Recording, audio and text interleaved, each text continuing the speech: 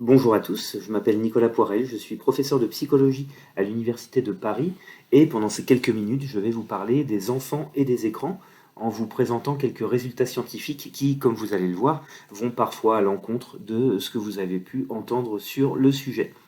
Donc la première chose que l'on va aborder, c'est le langage et la télévision. Alors souvent on pense que plus on regarde la télévision et plus on va avoir des troubles du langage chez l'enfant. En fait, des chercheurs ont montré que ça dépend de ce que l'enfant regarde.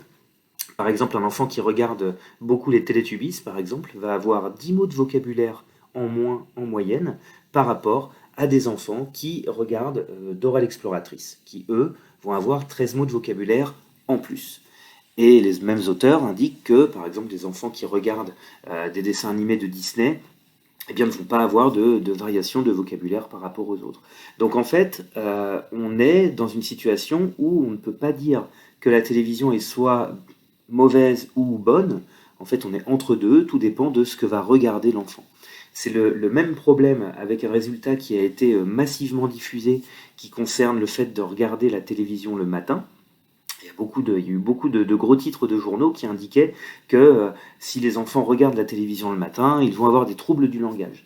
En fait, cette étude qui date de 2019, qui a été publiée par des chercheurs de l'université de Rennes, indique également que ces enfants qui ont des troubles du langage, eh bien, sont ceux qui parlent le moins avec leurs parents du contenu de ce qu'ils regardent à la télévision.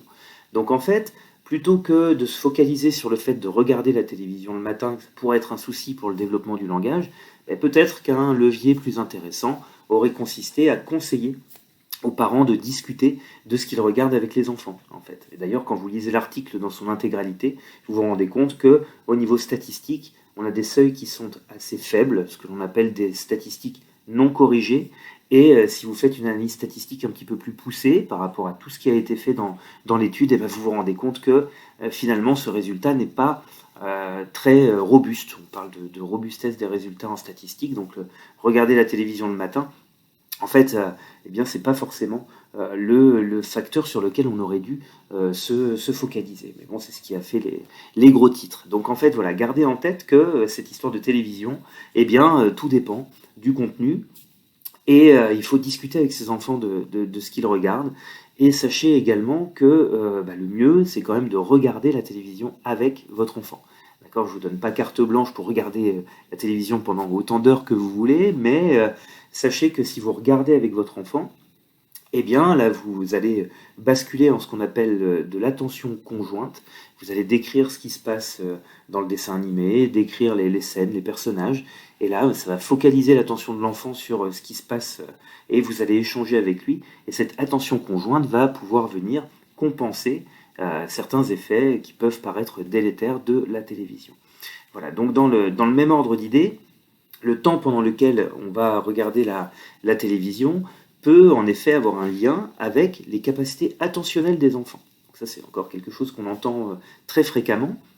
Mais sachez que même si ce lien existe, c'est-à-dire que plus on regarde la télévision et plus on a des scores attentionnels qui dévient de la normale, eh bien sachez que cette déviation du score d'attention n'est significative, c'est-à-dire qu'elle commence à différer des capacités attentionnelles normales qu'à partir de 7 heures de télévision par jour. Alors c'est énorme, hein, 7 heures de télévision par jour, hein. Heureusement, dans l'étude, ça ne concerne que une petite partie des enfants, hein, d'accord, ça ne concerne que 10% des enfants qui ont participé à l'étude. Donc 10%, ce sont ces enfants-là qui, en effet, ont des déficits attentionnels et ils regardent beaucoup la télévision. Donc ça veut dire que tous les autres enfants regardent la télévision, mais il n'y a pas de déficit attentionnel avéré. Et la chose qu'il faut garder en tête également, c'est que cette corrélation, c'est-à-dire le fait qu'on mette en rapport deux mesures, eh bien, ne signifie pas qu'il y a une causalité. D'accord. Donc on ne peut pas savoir dans cette étude si finalement c'est la télévision, la regarder massivement qui va entraîner des déficits attentionnels, ou si ce sont les enfants qui ont des troubles attentionnels qui vont se réfugier de façon plus importante dans la télévision. Donc ça, c'est vraiment quelque chose qu'il faut garder en tête. Corrélation n'est pas causalité, même si on a quand même des signes qui montrent que regarder la télévision avec des études longitudinales, c'est-à-dire qu'on va évaluer à un instant donné combien de temps un enfant regarde la télévision, puis on va revoir cet enfant quelques années après, et on s'aperçoit qu'en effet, quand un enfant regarde vraiment beaucoup la télévision, ça peut avoir des répercussions sur son système attentionnel. Ça, c'est une étude qui a été publiée en 2019 et qui donne une indication sur le sens de cette causalité, même si en fait il faut évidemment tenir compte du fait que l'enfant est laissé seul ou pas devant la télévision, ça c'est un facteur important. Cette exposition massive à la télévision va aussi avoir des répercussions sur le fonctionnement cérébral et sur la structure du cerveau. Alors sachez que toutes vos activités quotidiennes influencent le fonctionnement de votre cerveau et finalement la structure de votre cerveau. Là, pendant que vous regardez cette vidéo, si vous apprenez des choses, vous avez des connexions qui se font dans votre cerveau. En fait, c'est de la plasticité cérébrale. Donc toutes nos activités modifient le cerveau. Donc évidemment, quand on regarde la télévision, ça va modifier notre cerveau. Donc si on la regarde vraiment beaucoup, chez le jeune enfant, on peut se rendre compte qu'on a en effet du volume cérébral, donc principalement deux régions, qui va être modifié à l'arrière, ce qu'on appelle le lobe occipital, qui permet de voir, et à l'avant du cerveau, qui est donc une région, le cortex préfrontal, qui est le chef d'orchestre du cerveau et qui nous permet de prendre des décisions. C'est vraiment le chef d'orchestre de tout le fonctionnement cérébral. Et donc ces deux régions sont hyper importantes, puisqu'en fait, le cortex visuel il se développe très tôt au cours du développement. Donc là, il faut conseiller en effet de limiter la télévision chez l'enfant, ou la regarder avec lui quand il la regarde, et il faut favoriser le fait que l'enfant manipule des objets. D'accord ? Il faut que l'enfant manipule des objets réels plutôt que rester passif devant la télévision. C'est ce que Piaget appelait le stade sensorimoteur. C'est découvrir le monde par nos sens et nos actions. D'accord ? Et en faisant ça, eh bien, le fait de regarder les objets qu'il manipule, ça va forger son cortex visuel au cours des premières années de vie chez l'enfant. Et c'est ce qui peut expliquer cette différence de maturation corticale entre ceux qui restent trop devant la télévision par rapport à ceux qui la regardent moins. Donc gardez cela en tête, il faut favoriser les interactions avec des objets chez le jeune enfant plutôt que rester passivement devant la télévision.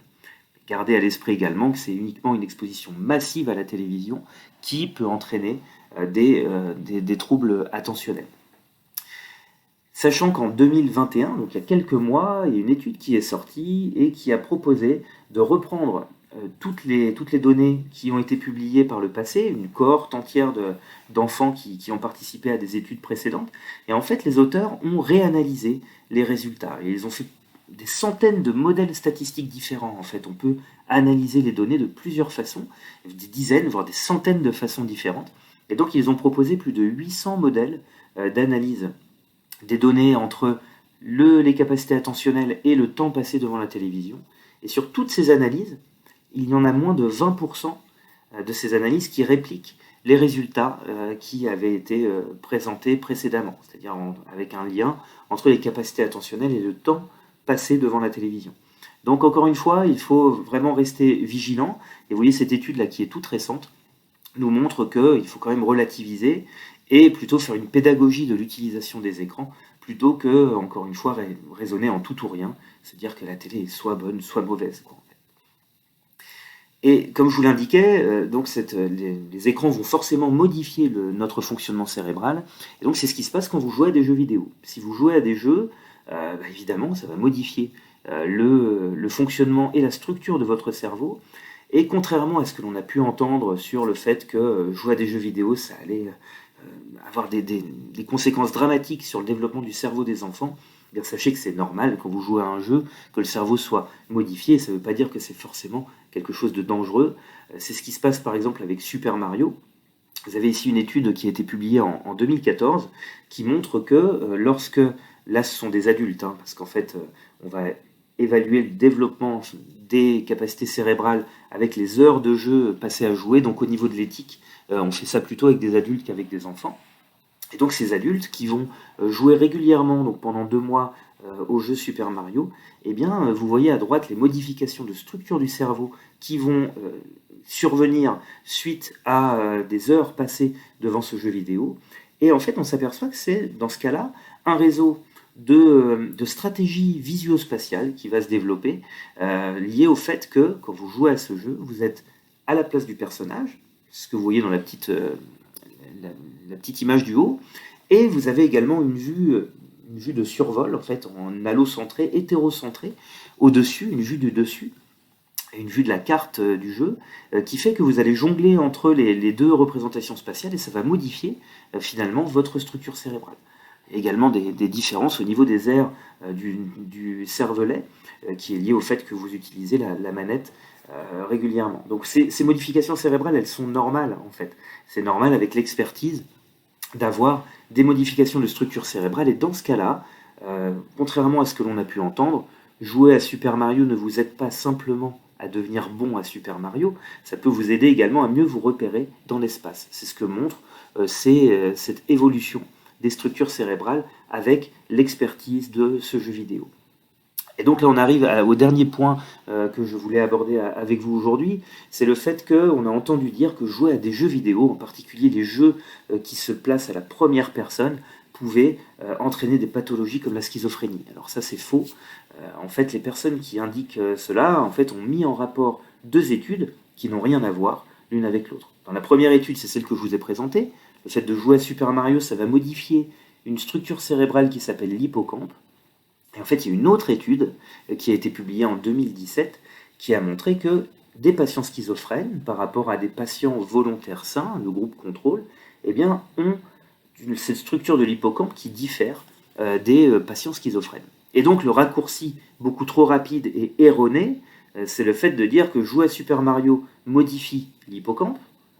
Quand on est schizophrène, on a une modification de l'hippocampe, donc jouer à Super Mario entraîne de la schizophrénie. C'est évidemment un raisonnement qui est faux, c'est une fake news, mais on la voit passer encore régulièrement sur les réseaux sociaux. Donc la conclusion de ce que je vous aurais indiqué aujourd'hui, c'est accompagner au maximum vos enfants dans cet environnement numérique, en ayant évidemment du bon sens, du dialogue avec eux, et soyez curieux. En fait, chez les enfants les plus jeunes, il faut toujours évidemment surveiller et accompagner vos enfants pendant qu'ils jouent à des jeux vidéo, pendant qu'ils regardent des vidéos. Et pour les adolescents, c'est un petit peu plus compliqué, parce qu'il faut ne pas être trop intrusif non plus, mais il faut être curieux, c'est-à-dire qu'il faut s'intéresser à ce qu'ils font. Parce qu'en fait, il y a quand même un conflit de génération. Il y a quelques années, chaque objet avait une seule fonction. On avait un objet pour écouter de la musique, pour prendre des photos. Maintenant, c'est le même objet, c'est le smartphone qui nous permet de faire tout ça.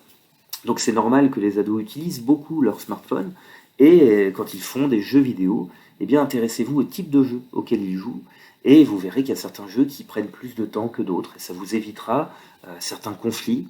Par exemple, quand c'est l'heure de manger, si votre ado a commencé à jouer une petite heure avant le dîner, selon le type de jeu auquel il va jouer, vous allez pouvoir le prévenir à l'avance, lui dire « Ah non, ce jeu-là, tu sais bien que ça dure plus longtemps qu'une heure, donc il faut que tu joues à autre chose. » Donc intéressez-vous à tout cela pour éviter certains conflits. Évidemment, il y aura toujours des petits désaccords là-dessus, mais ça permet déjà d'éviter des conflits et vous adapter à ce que fait l'adolescent, et que l'adolescent s'adapte aussi au timing que vous lui laissez pour jouer.